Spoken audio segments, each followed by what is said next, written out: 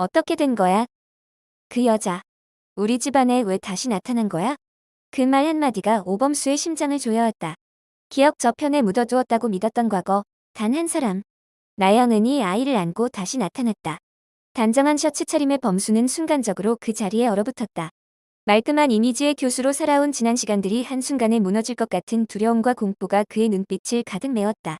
그러나 더 큰 충격은 따로 있었다. 한이는 내 아이가 아니야. 나영은이 내뱉은 이 말에 범수는 숨을 멎었다. 심장이 내려앉는 느낌이었다. 세상 누구보다 조용하고 냉정했던 범수의 내면은 무너지고 있었다. 그가 지켜온 완벽한 이미지, 그 속에 숨겨두었던 부성애, 그리고 자신을 지탱해온 희망까지 그 한마디에 산산조각 났다. 범수는 자신이 정말로 사랑했던 여자가 거짓말을 하고 있었단 사실보다 지금껏 가족들을 속이며 살아온 자신이 얼마나 초라한 존재였는지를 더 견디기 힘들었다. 그는 한이에게 한없이 다정했고 말은 없지만 늘 옆에 있어 주었다. 그런데 그 모든 순간이 누군가의 거짓으로 이뤄진 감정이었다니. 한편 광숙은 도움을 부른 사건 이후로 내내 눈치를 보고 있었다. 그녀는 자신이 시집 온 집안에서 마치 이방인처럼 느껴지는 그 기묘한 이물감을 지워내려 애썼다.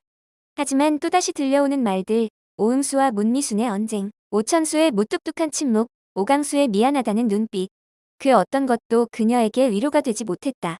결국 광숙은 조용히 집을 나섰다. 그녀의 손엔 오래된 메모장이 들려 있었고 거기엔 단 한 줄이 적혀 있었다. 나 없이도 괜찮은 사람들 속에서 난 어떤 자격으로 살아야 하지? 독고탁은 요즘 심기가 불편했다. 회사에선 사소한 트러블이 끊이질 않았고 장미애는 여전히 세리의 일거수일투족을 통제하며 남편과의 갈등을 키워가고 있었다. 그러던 중 그는 오래된 친구로부터 한 통의 전화를 받는다. 신라주조의 과거 장부 일부가 검찰의 손에 넘어갔다는 것이었다.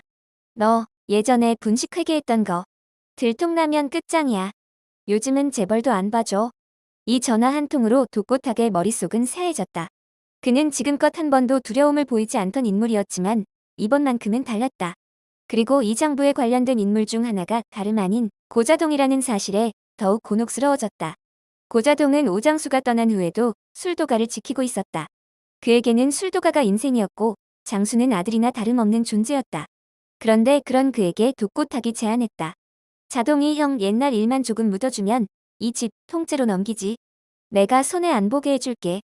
고자동은 독고탁의 말에 피식 웃으며 일갈했다. 난 돈보다 사람을 믿어. 특히 장수 같은 사람을. 하지만 고자동의 말에 담긴 미묘한 떨림을 장미애는 간파했다. 그날 밤 장미애는 자동이 일하는 술도가 창고에 찾아가 귓속말을 했다. 그날 사고 정말 단순한 교통사고였을까? 이 말에 자동은 주먹을 불끈 쥐었다. 그의 눈에는 평소와는 다른 두려움과 분노가 뒤섞인 감정이 번지고 있었다. 다시 집으로 돌아온 광숙은 아무 말 없이 자신의 방에 들어가 문을 잠갔다. 강수는 그녀를 따라 문 앞에 앉아 조용히 말했다.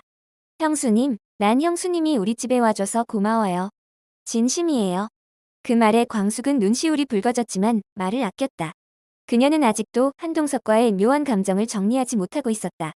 한결이 알려준 아버지의 연애 감정은 광숙을 혼란스럽게 했고 자신보다 훨씬 어린 강수의 진심 어린 눈빛은 그녀를 더욱 괴롭게 만들었다. 다음 날 갑작스레 열린 가족회의. 오범수는 결심한 듯 말했다.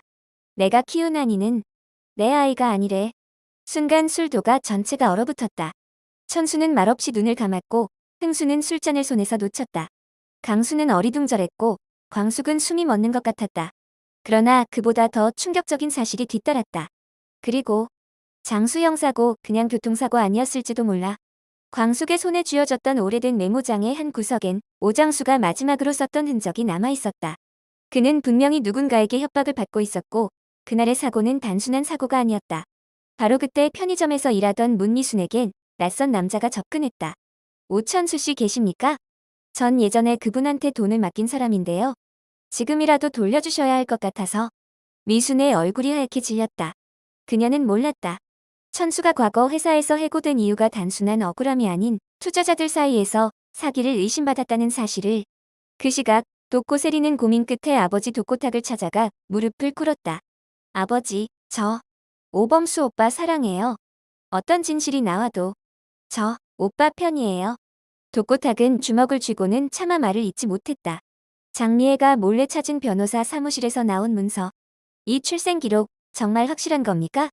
변호사는 고개를 끄덕였다. 그 서류의 상단에는 이렇게 적혀 있었다. 출생자 오강수 생부 한동석.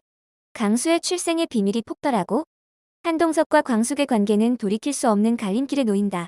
그리고 장수의 죽음과 관련된 충격적 진실이 드러나며 독수리 오형제를 위협하는 새로운 그림자가 드리워진다.